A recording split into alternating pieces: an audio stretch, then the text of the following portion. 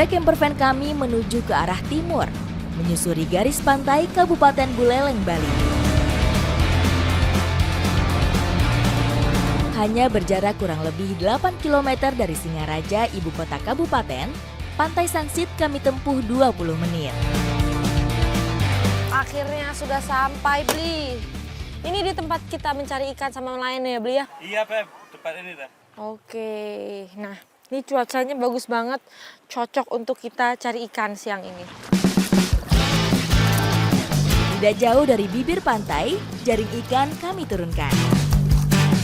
Setelah tersebar, salah satu nelayan terjun ke laut untuk menyisir ikan dari arah yang berlawanan. Meski setiap tahun populasinya terus menurun, namun ikan di sini masih cukup mudah kami dapat. Nah, ini dia nih, Bli. Nah, Bli jatuh, Bli. Bli jatuh, Bli. Ikan terbang salah satunya. Nah, ini dia. Biasanya nelayan di daerah sini tuh mencari ikan di jam segini. Karena kalau mencari ikan di atas jam 10, ikannya sudah sulit dicari. Hidup berkelompok, ikan jenis ini menyukai perairan yang jernih dan hangat. Bagi nelayan di Pantai Sangsit, keberadaan ikan terbang adalah berkah tersendiri. Karena selain menambah penghasilan, ikan terbang adalah salah satu bahan warisan kuliner leluhur yang sampai saat ini terus mereka lestarikan. Ini dia nih ikan yang kita cari bakal dijadikan olahan sudang lepet. Sudang lepet adalah ikan asin khas Buleleng.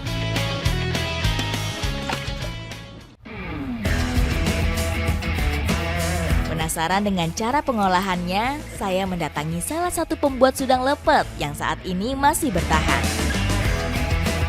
Halo Ibu Cahyani, selamat siang Ibu. Apa kabar Ibu hari ini Ibu? Baik.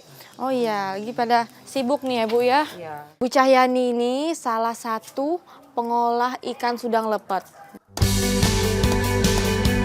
Dari dapurnya yang sederhana ini, suara plat besi saling beriringan menimpa lembar demi lembar ikan kering menjadi benar-benar tipis. Cara tradisional yang memberi rasa khas sudang lepet. Ibu, ini lagi ditumbuk ya Bu ya? Bisa saya coba Bu? Oke, wah ini seru sekali nih Bu ya. Oke, ini saya mau cobain nih sekarang numbukin ikan di atas batu. Dalam bahasa Bali, sudang artinya ikan asin, sedangkan lepet dimaknai sial.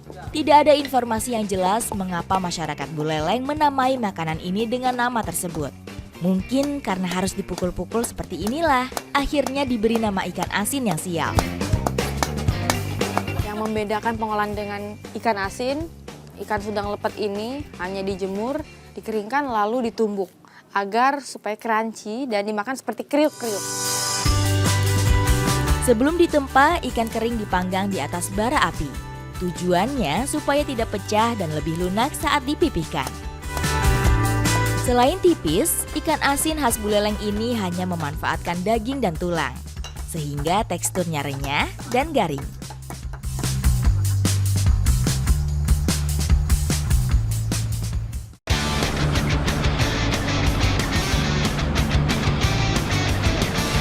Dari Pantai Sangsit, kami melanjutkan perjalanan selama 1 jam menuju Desa Lemuki. Menjelang sore, akhirnya kami sampai di pelataran camping ground Desa Lemuki. Satu persatu mobil langsung parkir di setiap undakan yang sudah disediakan. Berada tepat di punggung bukit, tempat camping yang kami pilih menyajikan panorama alam yang memukau. Di sebelah kiri, bukit hijau tegak berdiri dihiasi awan yang berarakan di atas lembah.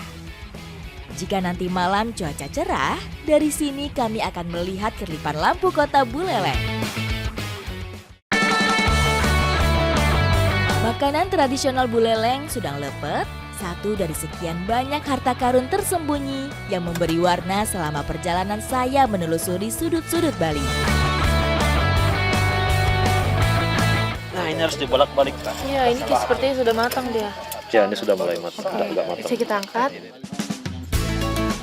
Jika warnanya sudah mulai kecoklatan, sudang lepet siap dicicipi.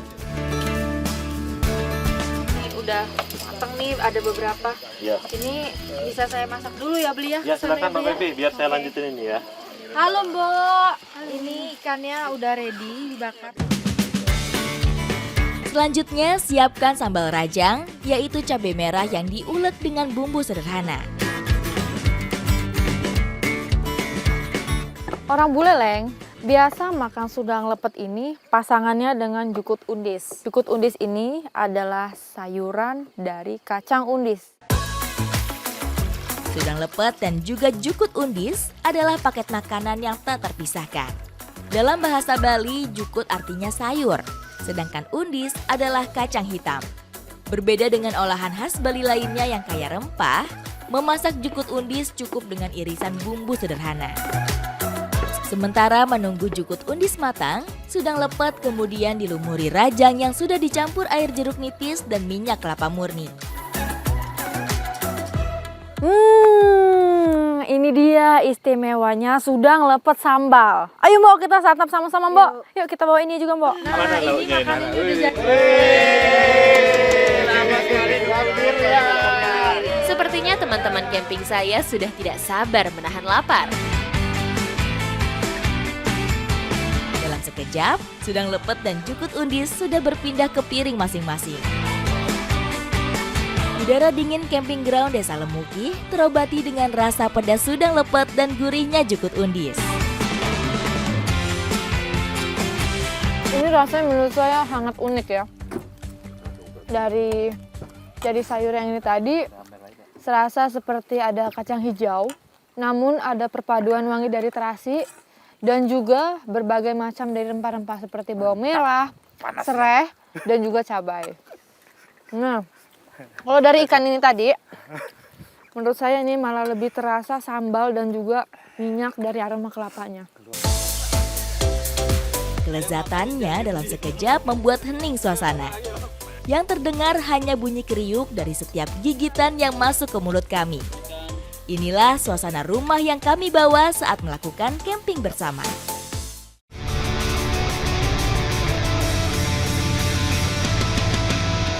Berjarak hampir 63 km, saya menempuh waktu kurang lebih 2 jam untuk sampai di Kabupaten Badung. Meliputi Pantai Kuta dan Nusa Dua, Kabupaten Badung menjadi salah satu destinasi wisata dunia yang banyak dikunjungi para wisatawan.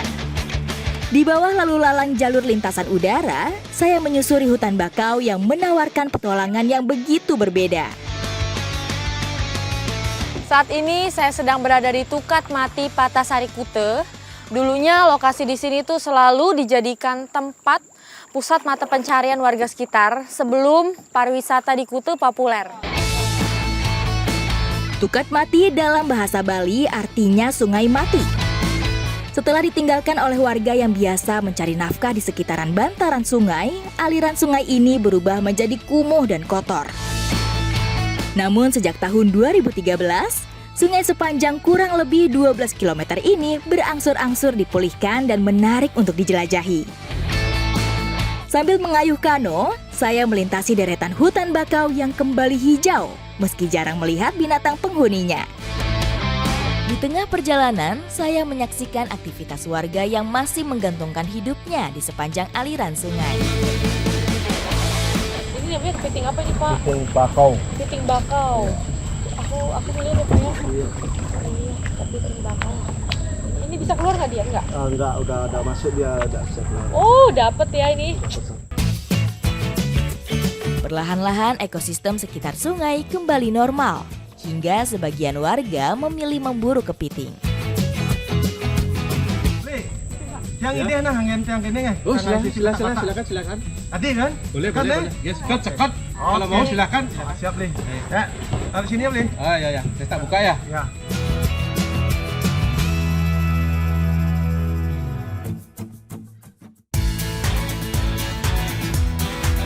Mengolah otak-otak yuyu memiliki cara tersendiri dan berbeda dengan daerah lain. Yang unik dari otak-otak yuyu ini adalah semua bahan-bahannya dirajang. Sementara kepitingnya dibelah menjadi 4 bagian. Kalau tadi bumbunya dirajang, sekarang kepitingnya dipotong. Karena supaya bumbunya itu meresap ke dalam kepiting tadi. Sebelum kepiting dimasak, terlebih dulu air santan, irisan pepaya muda, dan bumbu dimasukkan ke dalam kuali. Setelah itu, kepiting atau yuyu dalam bahasa Bali dicampur dengan kuah yang sudah tercampur. Ini semua bumbunya sudah masuk, sudah tercampur beserta kepiting dan juga pepaya. Ada daun kemangi juga di sini. Jadi kita tunggu ini matang supaya kita bisa santap ini bersama-sama. Kepiting sudah berubah warna menjadi merah. Itu tandanya sudah bisa dinikmati.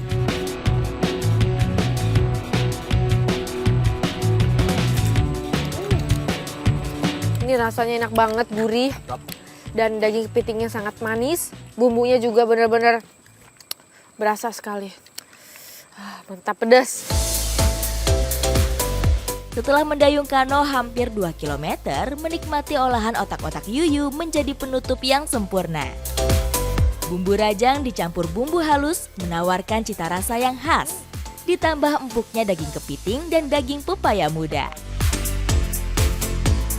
Biasanya otak-otak itu dibakar, tapi kalau di Bali, di Kuta, ini otak-otaknya itu seperti direbus lalu dijadikan sayuran seperti ini. Ini hal unik menurut saya. Satu lagi kekayaan kuliner Nusantara yang saya temukan di sisi selatan Pulau Bali.